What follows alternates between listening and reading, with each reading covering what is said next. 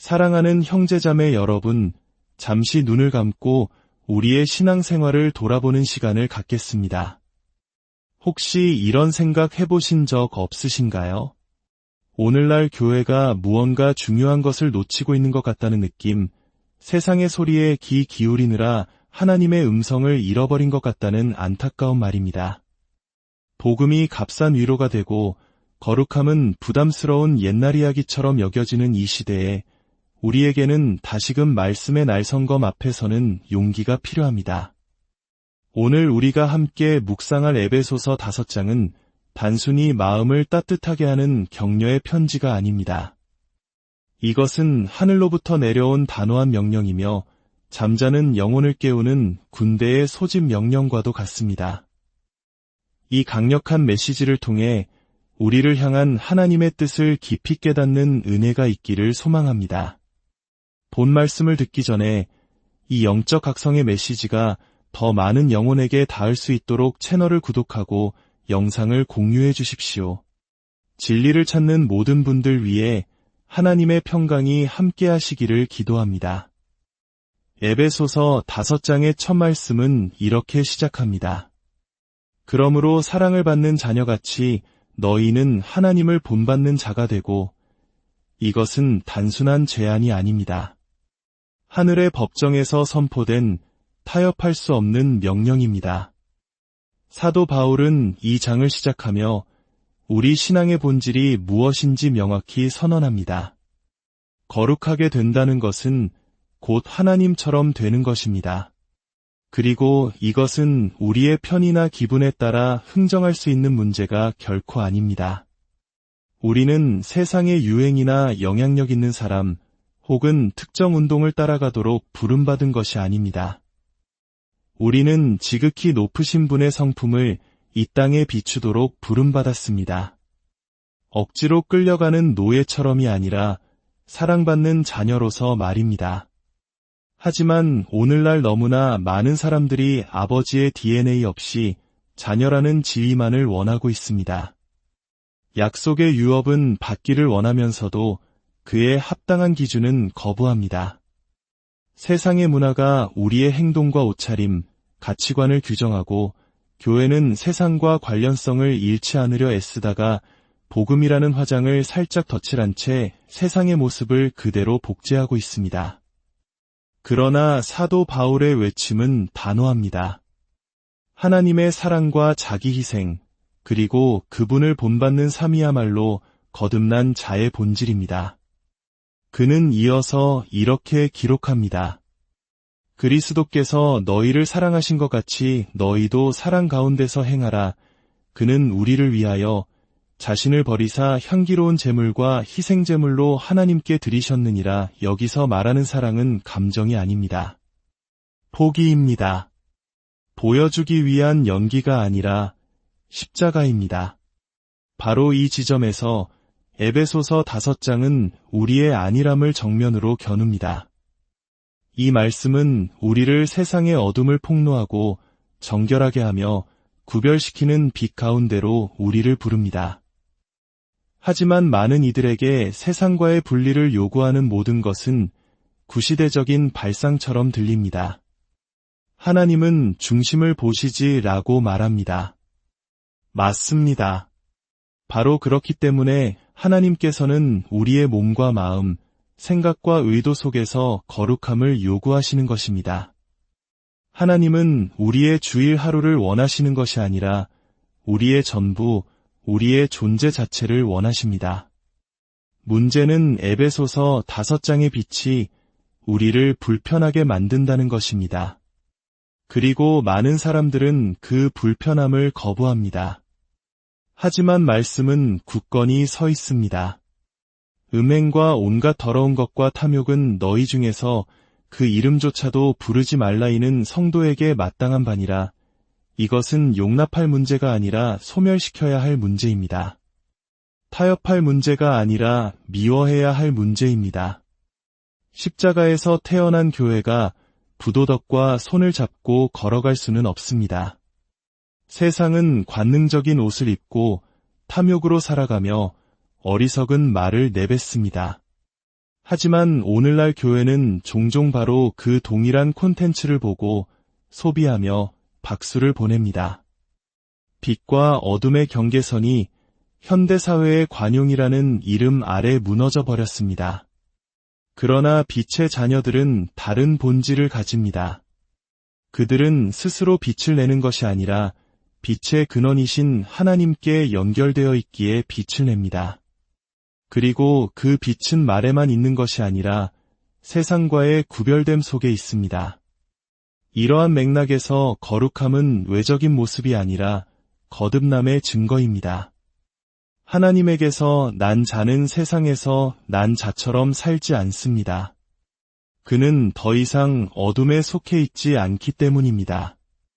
바울은 이 시대의 신자들을 더 높은 기준으로 부릅니다.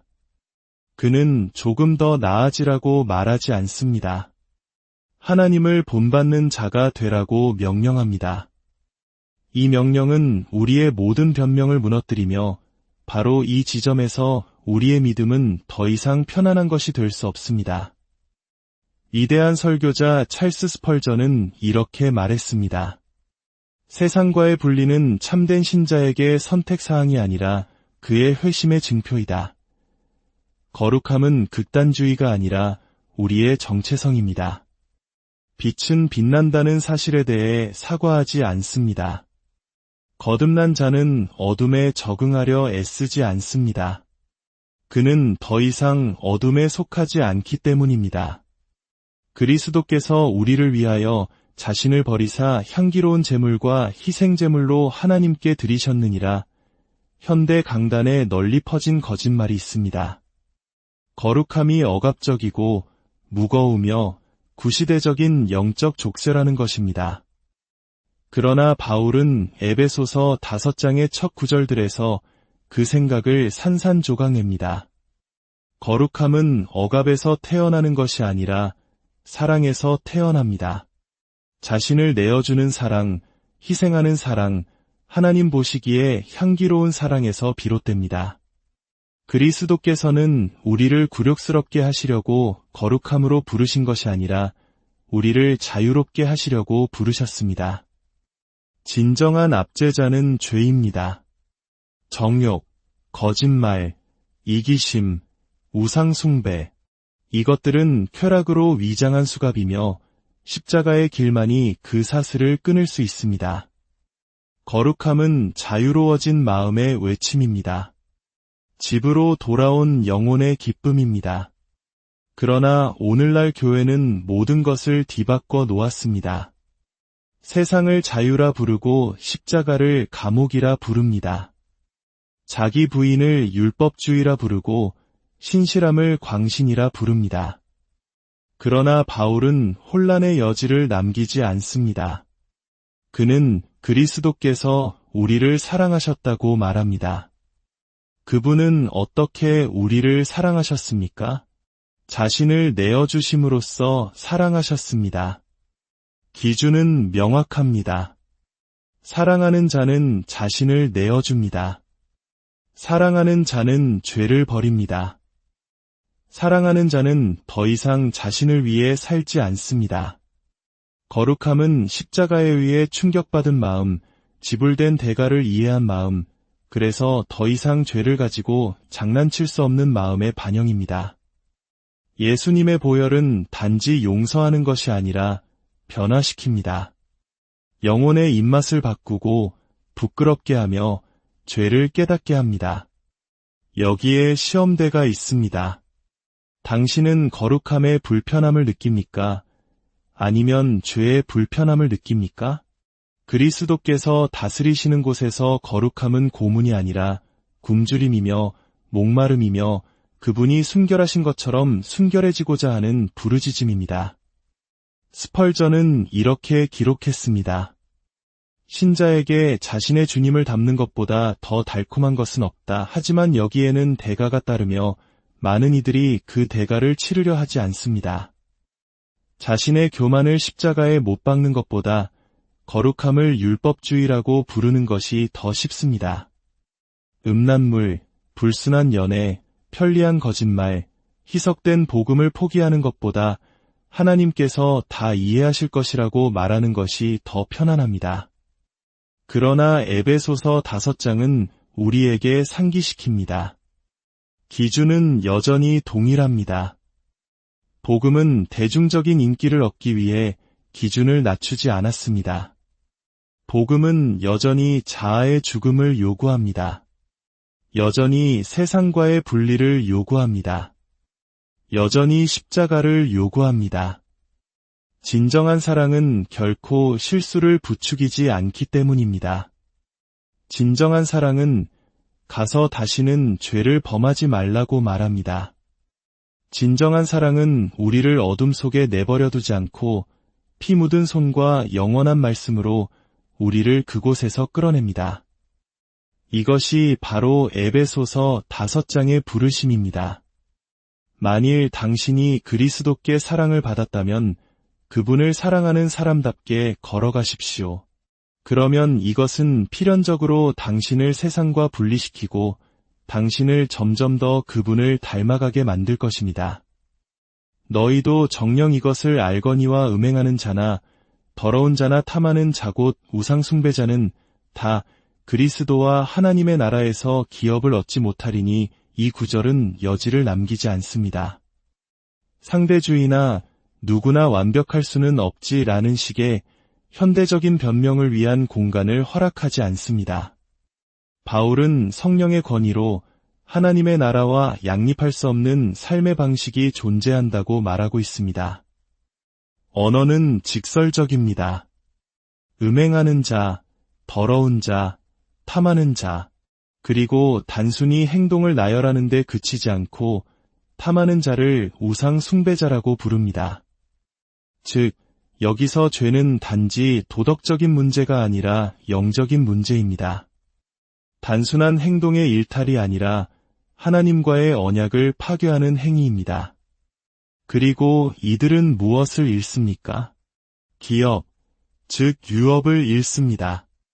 우리는 이 땅에서의 축복만을 이야기하는 것이 아닙니다. 영원한 것, 하나님과의 삶, 그분의 나라와 영광, 구원 그 자체를 이야기하고 있는 것입니다. 바울은 불신자에게 이 편지를 쓰는 것이 아니라 교회에게, 신자들에게 말하고 있습니다. 이는 마치 이렇게 말하는 것과 같습니다.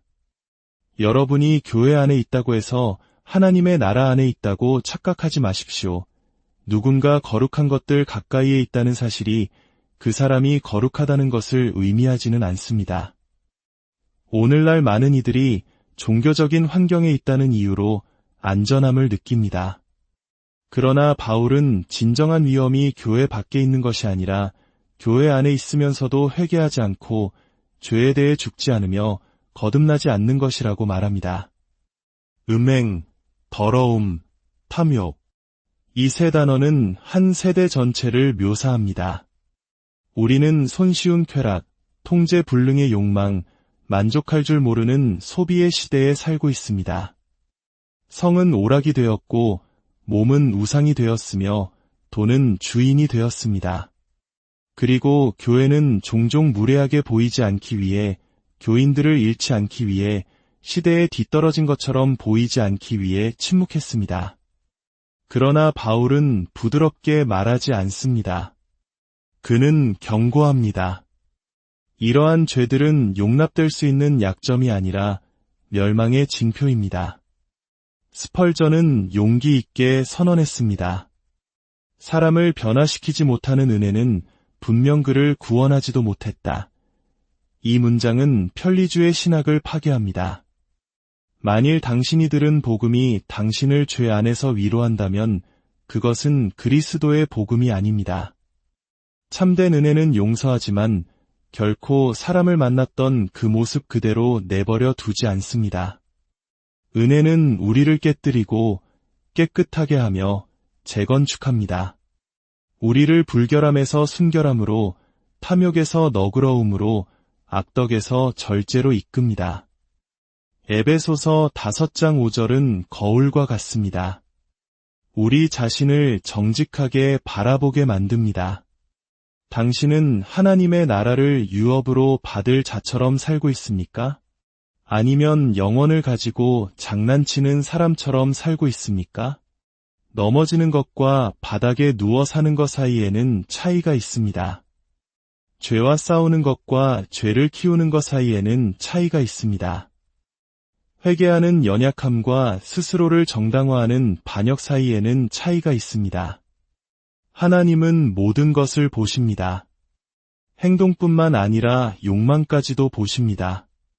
그리고 그 욕망이 불결하고 지속적이며 용인될 때 그것은 아직 거듭나지 않은 마음을 드러냅니다. 바울은 분명히 말합니다. 이런 사람들은 유업을 받을 수 없습니다. 그들이 얼마나 자주 교회에 출석하는지, 찬양팀에서 노래했는지, 설교했는지, 세례를 받았는지는 중요하지 않습니다.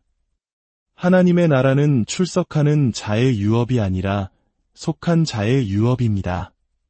그리스도와 함께 십자가에 못 박힌 자, 세상에 대해 죽은 자, 하나님이 미워하시는 것을 미워하고 그분이 사랑하시는 것을 사랑하는 자의 것입니다. 당신은 사람들을 속일 수 있고 교인들을 속일 수 있습니다. 하지만 하늘을 속일 수는 없습니다. 하나님의 보좌 앞에서는 어떤 위장도 통하지 않을 것입니다.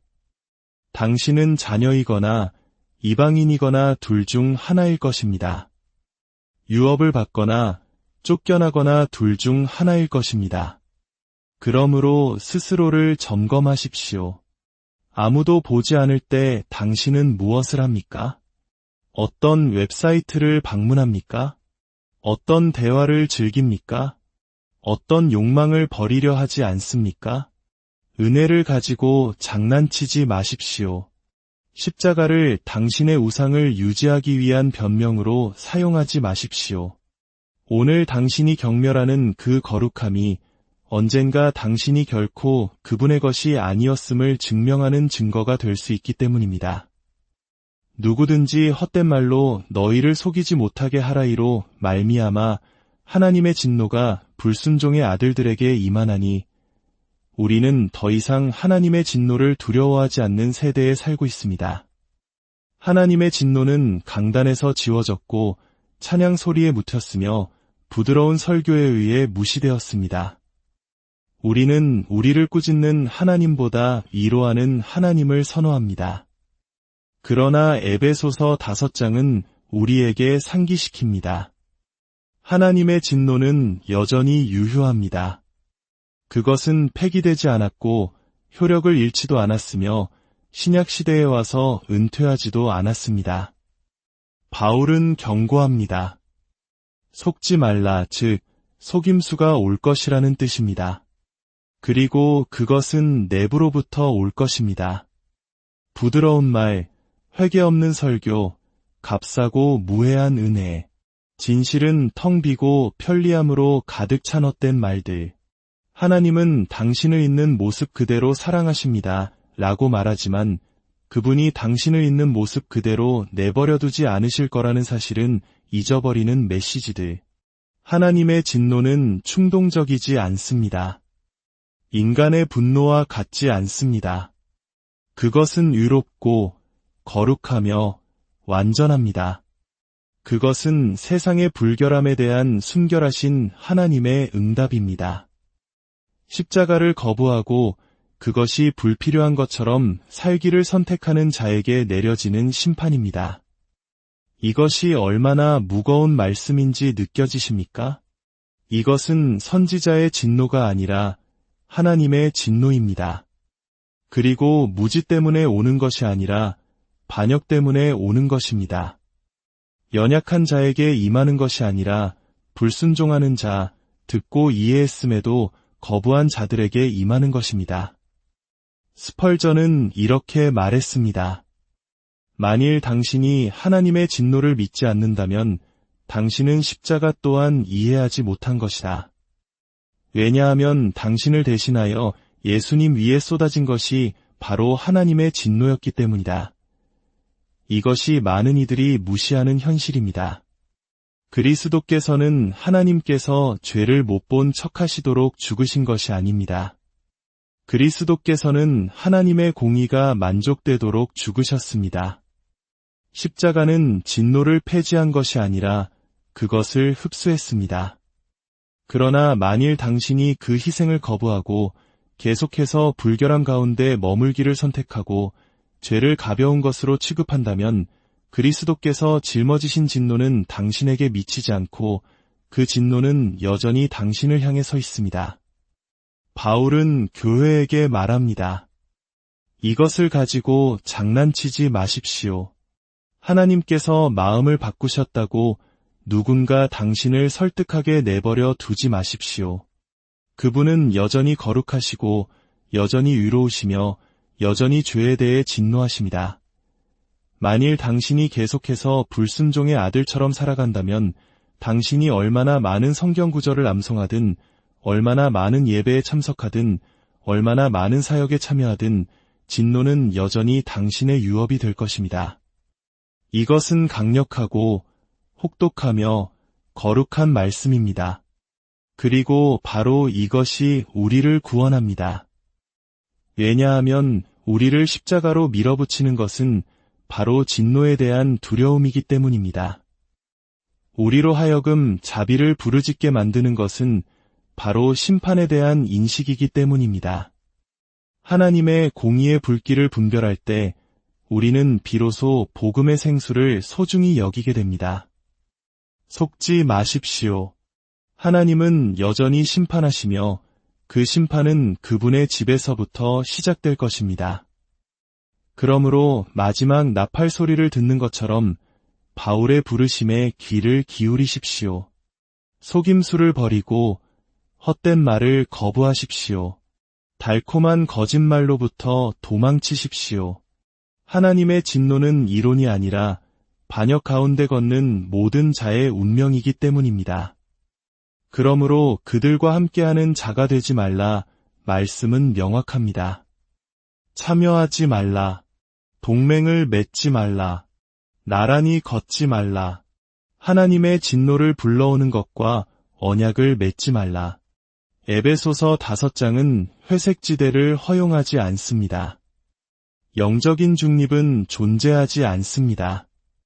당신은 빛이거나 어둠에 참여하는 자이거나 둘 중 하나입니다. 거룩함과 동조 사이의 경계선은 우리가 상상하는 것보다 훨씬 가늡니다. 침묵하는 것만으로도 이미 잘못된 편에 서 있을 수 있습니다. 죄를 행하지는 않지만 그것에 동의하는 것이 가능합니다. 그리고 바울은 말합니다. 그것이 바로 공범이다. 현대교회는 사랑을 맹목적인 수용으로 바꾸어 놓았습니다. 우리는 사랑하는 것이 모든 것을 포용하고 모든 것을 용납하며 모든 것을 존중하는 것이라고 말합니다. 그러나 하나님의 나라에서 사랑은 진리에 대한 신실함입니다. 복음 안에서의 분리는 미움이 아니라 하나님과의 연합입니다. 당신이 세상과 분리되는 것은 스스로가 우월하다고 느끼기 때문이 아니라 이미 당신의 삶을 다른 나라에 바쳤기 때문입니다. 당신에게는 이미 주인이 있으며 그 주인은 누구와도 보좌를 나누지 않으십니다. 많은 신자들이 말합니다. 하지만 예수님은 죄인들과 함께 하셨잖아요. 맞습니다. 그분은 함께 걸으셨지만 결코 그들과 함께 죄를 짓지 않으셨습니다. 그들의 불경한 농담에 결코 웃지 않으셨습니다. 그들의 위선 앞에서 결코 침묵하지 않으셨습니다. 그들을 실수 속에서 편안하게 내버려 두지 않으셨습니다. 그리스도께서는 문둥병을 공유하기 위해서가 아니라 치유하기 위해 다가가셨습니다. 그리고 우리는 죄를 달콤하게 만드는 설탕이 아니라 세상을 정화하는 소금이 되도록 부름받았습니다. 에베소서 5장 7절의 부르심은 하나님께 불명예를 돌리는 것들과의 관계를 끊으라는 것입니다. 당신을 십자가에서 멀어지게 하는 우정, 정욕을 키우는 드라마, 순결을 파괴하는 영향력, 당신의 양심을 마비시키는 환경, 빛을 흐리게 하는 모든 것과 관계를 끊으라는 것입니다. 분리는 고립이 아니라 성화입니다. 그것은 어둠의 시스템에 참여하지 않으려는 매일의 선택입니다. 주변의 모든 사람들이 진흙탕에 빠져 있을 때에도 자신을 더럽히지 않으려는 결단입니다. 이것은 교만한 태도로 스스로를 격리시키는 것이 아니라 사랑 때문에 자신을 구별하는 것입니다. 빛과 어둠이 함께 걸을 수 없다는 것을 아는 자의 결단입니다. 너희가 전에는 어둠이더니 이제는 주 안에서 빛이라 빛의 자녀들처럼 행하라. 이것은 비유가 아니라 변화입니다. 바울은 당신이 어둠 속에 있었다고 말하지 않습니다. 당신이 어둠 그 자체였다고 말합니다. 이것은 훨씬 더 깊고 근본적인 선언입니다. 그리스도를 만나기 전에 어둠은 당신의 정체성이었습니다. 그러나 이제 그리스도 안에서 당신은 빛입니다. 만일 빛이 빛나지 않는다면 그것은 당신의 본성에 대해 거짓말을 하는 것입니다. 빛이 되는 것은 의견의 문제가 아니라 본질의 문제입니다. 당신은 거듭났거나 여전히 어둠 속에 있거나 둘 중 하나입니다. 주님의 임재를 지니고 있거나 스스로를 속이고 있거나 둘 중 하나입니다. 그리고 바울은 무엇을 요구합니까? 빛의 자녀들처럼 행하라, 즉 어둠에서 건져진 자처럼, 심연의 위험을 의미하는 자처럼, 십자가의 대가를 잊지 않은 자처럼 살아가라는 것입니다. 그렇다면 빛의 자녀처럼 산다는 것은 무엇을 의미할까요? 그것은 눈에 보이는 열매를 맺는 것을 의미합니다. 9절에서 바울은 계속해서 말합니다. 빛의 열매는 모든 착함과 유로움과 진실함에 있느니라. 빛은 열매를 맺습니다. 무언가를 생성합니다. 그것은 단지 말이 아니라 삶입니다. 그리고 그 삶은 잔인한 세상 속에서도 선량함으로, 모든 것이 불의한 곳에서도 정의로움으로, 거짓이 규범처럼 군림하는 곳에서도 진실함으로 특징지어집니다. 또한 그것은 하나님을 기쁘시게 하는 것이 무엇인지 분별하는 것을 의미합니다. 10절에서 바울은 말합니다. 주를 기쁘시게 할 것이 무엇인가 시험하여 보라. 이것이 오늘날 신자가 구할 수 있는 가장 큰 은사, 바로 분별력입니다. 우리는 모든 것을 혼동하는 세대에 둘러싸여 있기 때문입니다. 그들은 실수를 진화라고 부르고 죄를 생활 방식이라고 부르며 세상적인 것을 전략이라고 부릅니다. 그리고 최악은 이것을 복음이라고 부릅니다. 그러나 빛의 자녀는 유행에 따라 인도받지 않습니다. 그는 사람들을 기쁘게 하려는 것이 아니라 하나님을 기쁘시게 하려고 합니다. 주님, 이것이 주님께 영광이 됩니까? 라고 묻고 대답이 아니오라면 협상 없이 그것을 버립니다. 마지막으로 그것은 열매 없는 어둠의 일을 폭로하는 것을 의미합니다. 11절에서 바울은 날카롭게 말합니다. 너희는 열매 없는 어둠의 일에 참여하지 말고 도리어 책망하라. 빛이 된다는 것은 단지 올바르게 사는 것뿐만 아니라 잘못된 것을 꾸짖는 것입니다. 불의 앞에서 침묵하지 않는 것입니다. 모두가 침묵을 선호할 때 말하는 것입니다. 스펄전은 말했습니다. 죄가 드러나지 않는 곳에 빛은 존재하지 않는다. 오늘날 많은 이들이 빛이 되기를 원하지만 눈에 띄지 않는 빛, 불편하게 하지 않는 빛, 맞서지 않는 빛, 폭로하지 않는 빛이 되기를 원합니다. 그러나 그것은 복음의 빛이 아닙니다. 그리스도의 빛은 죄의 가면을 벗기고 장막을 찢으며 썩은 것을 드러내고 그렇게 함으로써 치유를 제공합니다. 드러남이 있는 곳에 회개의 가능성 또한 있기 때문입니다. 그것은 잠자는 자들을 깨우는 것을 의미합니다. 14절은 외칩니다. 잠자는 자여 깨어서 죽은 자들 가운데서 일어나라. 그리스도께서 너에게 비추이시리라. 이것이 바로 빛의 사명입니다. 죄 속에서 잠든 자들을 깨우고 그늘에 익숙해진 자들을 일으키며 죽음만이 있던 곳에 생명을 가져오는 것입니다. 어떻게 이런 일이 일어날까요? 빛으로 살아가는 교회의 증거를 통해 부패하지 않고 자신을 팔지 않으며 숨지 않는 신자들의 영향력을 통해 일어납니다. 당신은 위장하기 위해 구원받은 것이 아닙니다. 당신은 빛나기 위해 구원받았습니다. 그리고 당신이 빛날 때 죽은 자들이 깨어나고 어둠은 도망가며 지옥은 불편해하고 하늘은 기뻐합니다. 그리스도께서 교회를 사랑하시고 그 교회를 위하여 자신을 주심같이 하라. 이는 곧 물로 씻어 말씀으로 깨끗하게 하사 거룩하게 하시고 자기 앞에 영광스러운 교회로 세우사 티나 주름 잡힌 것이나 이런 것들이 없이 거룩하고 흠이 없게 하려 하심이라.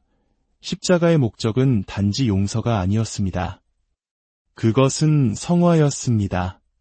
그리스도께서는 더러운 교회를 그대로 두시기 위해 죽으신 것이 아니라 교회를 정결하게 하시기 위해 깨끗하고 점도 없고 주름도 없는 거룩한 신부를 자신 앞에 세우시기 위해 죽으셨습니다. 그러나 이 아름다움은 잊혀졌습니다. 거룩함은 멀고 구시대적이며 거의 불편한 개념이 되었습니다. 우리는 사랑과 축복, 치유와 정체성에 대해 이야기하지만 그리스도께서 자신이 사랑하는 자들에게서 보기 원하시는 것, 즉 순결함에 대해서는 거의 이야기하지 않습니다. 현대 교회는 전략과 행사, 화려한 조명과 디지털 영향력으로 자신을 장식하지만 종종 그리스도의 눈에 자신을 아름답게 만드는 유일한 옷, 바로 거룩함을 잊어버립니다. 이것이 바로 조용한 비극입니다. 허영으로 장식되었지만 경외심은 텅 비어 있고 빛나는 옷을 입었지만 마음은 더러워져 있으며 살아있다는 이름은 가졌으나 영적으로는 잠들어 있는 신부. 스펄전은 말했습니다. 그리스도의 교회는 분리되고 거룩하며 구별되어야 한다. 교회가 세상과 섞일 때 그 힘과 영광을 잃는다. 에베소서 5장은 우리에게 거룩함이 선택사항이 아님을 보여줍니다. 그것은 신랑의 프로젝트이며 신부의 운명입니다. 우리가 단순히 말씀에 대한 정보를 얻은 것이 아니라 말씀으로 씻김 받았다는 표시입니다. 실질적으로 이것은 무엇을 의미할까요? 이미 하늘에 속한 자처럼 세상을 기쁘게 하기 위해 원칙을 타협하지 않는 자처럼 신랑을 너무나 사랑하여 영적인 간음으로 그를 슬프게 하고 싶지 않은 자처럼 살아가는 것을 의미합니다. 거룩함은 인간적인 완벽함이 아니라 신적인 구별입니다. 더러운 세상 속에서도 깨끗한 마음으로 사는 것입니다. 주변의 모든 것이 반대 방향으로 걸어갈 때에도 위로움 가운데 걷는 것입니다. 그리스도의 신부는 이 시대의 영적 음녀들과 같을 수 없습니다. 그녀는 오락에 자신을 팔지 않습니다. 죄와 매춘하지 않습니다. 세상 문화와 동침하지 않습니다. 그녀는 기다리고 준비하며 자신을 구별합니다. 그녀는 비디며 순결합니다. 그리스도께서 오십니다. 그리고 그분은 영향력 있는 교회를 찾으러 오시는 것이 아니라 신실한 교회를 찾으러 오실 것입니다. 군중을 끌어모으는 신부가 아니라 마음을 지키는 신부를 데리러 오실 것입니다. 그 위대한 날, 종교 활동에는 참여했지만 결코 신부의 일부가 되지 못했음을 발견하게 될 많은 이들은 어떻게 될까요? 찬양하고 봉사하고 성경 구절을 계시했지만 결코 말씀에 의해 정결하게 되기를 허락하지 않았던 이들은 어떻게 될까요? 신랑이 문 앞에 서 계십니다. 그리고 그분은 불꽃 같은 눈으로 오십니다. 건물을 칭찬하기 위해서가 아니라 마음을 살피기 위해서 오십니다. 명성을 보상하기 위해서가 아니라 거룩함을 찾기 위해서 오십니다. 이것이 그분이 찾으시는 아름다움입니다. 소셜미디어의 아름다움이 아니라 상한 심령과 깨끗한 마음, 순결한 손의 아름다움입니다. 거룩함은 장식품이 아니라 그리스도와의 참된 연합의 표시입니다. 신실한 신부의 향기입니다. 단지 예수님에 대해 말하는 것이 아니라 그분을 위해 살아가는 자의 표식입니다. 그리고 그분이 다시 오실 때 우리가 이렇게 씻기고 구별되고 기다리며 열정적인 모습으로 발견되기를 바랍니다. 결국 그분이 데려가실 신부는 거룩할 것이기 때문입니다. 그리고 거룩하지 않다면 데려감을 받지 못할 것입니다. 이 말씀이 여러분의 마음에 와 닿았다면 침묵하지 마십시오. 댓글에 주님, 제 삶을 정결하게 하소서라고 남겨주십시오. 이 영적인 각성이 필요한 다른 이들과 이 영상을 공유해 주십시오. 우리의 채널을 구독하고 알림을 설정하여 매주 선포되는 이처럼 강력하고 성경적이며 긴급한 메시지를 놓치지 마십시오. 이곳은 진리가 타협되지 않는 곳입니다. 이곳에서 말씀은 여전히 우리를 아프게 하지만 그것은 치유를 위한 아픔입니다. 우리를 거룩함으로 부르시는 주 예수